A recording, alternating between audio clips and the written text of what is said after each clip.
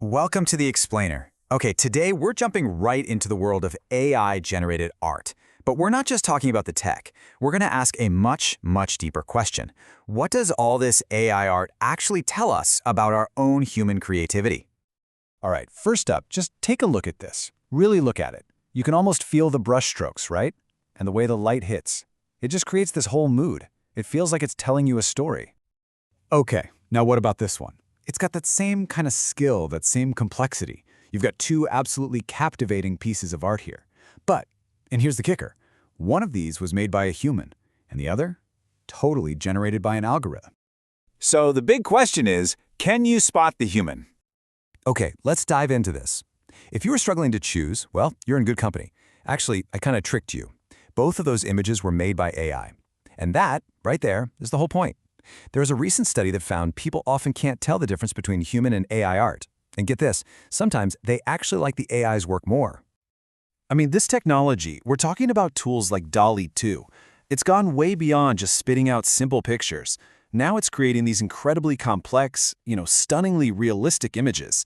It's getting really hard to tell who or what is the author anymore.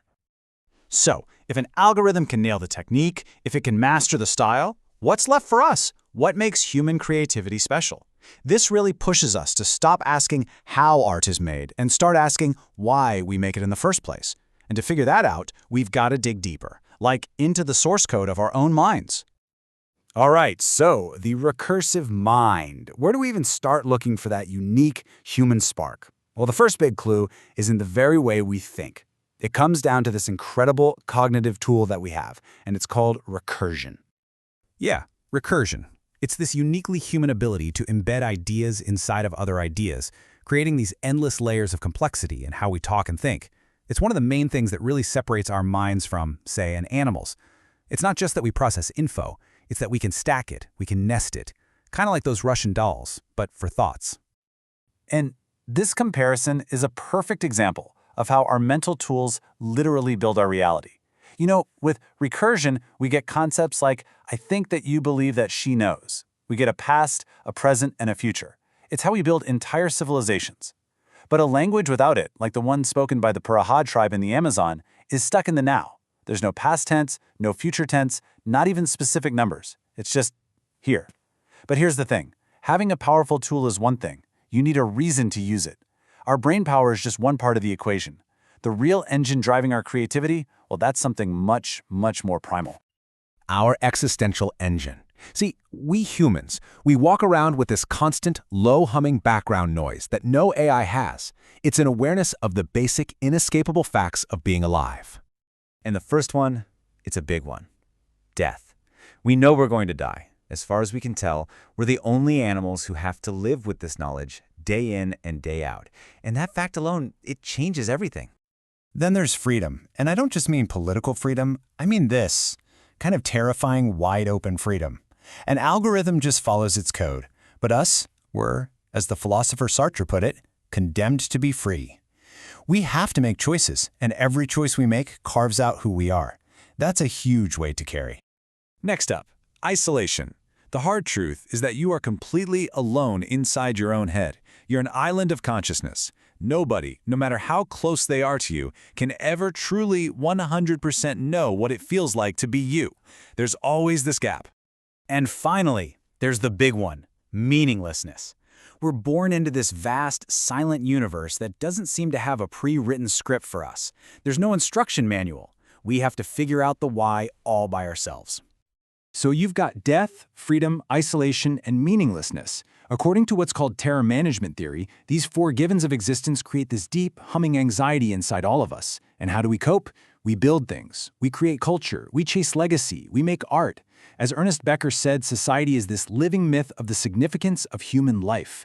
It's all a grand, beautiful attempt to feel like we matter, to push back against our own fragility. The hard problem. Right, so all of this existential stuff, it leads us to what might be the biggest mystery of all. What is experience anyway? The philosopher Thomas Nagel asked this brilliant question. What is it like to be a bat? Think about it. We can learn everything there is to know about a bat. Its biology, how its sonar works, all the physics, but we can never, ever know what it feels like from the inside to be that bat. And that's the core of what philosophers call the hard problem of consciousness. It's not about how the brain processes information. It's about why we have these subjective personal experiences, what they call qualia. Why is there a certain redness to the color red or a painfulness to pain? An AI can process the wavelength of red light, sure, but it doesn't experience red. That inner world, that's our canvas.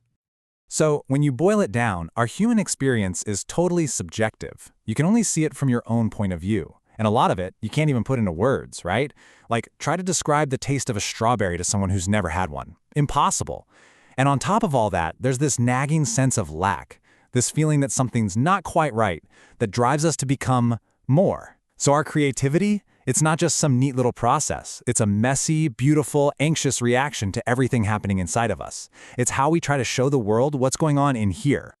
A human mirror. Okay, so now that we've got all that on the table, let's go back to where we started, the AI versus the human. And when you lay it all out like this, the difference is just stark. The AI's core driver, an algorithm and a prompt. Ours, existential angst and that feeling of lack. The AI's aware of data it's processing. We're aware that we're going to die. The AI has no inner experience. It's a simulation. We're stuck with the hard problem, with our own subjective reality. Its goal is to fulfill a request. Our goal, to create meaning, to maybe even achieve a tiny slice of immortality. This is why AI art isn't really our competitor. In a way, it's our mirror.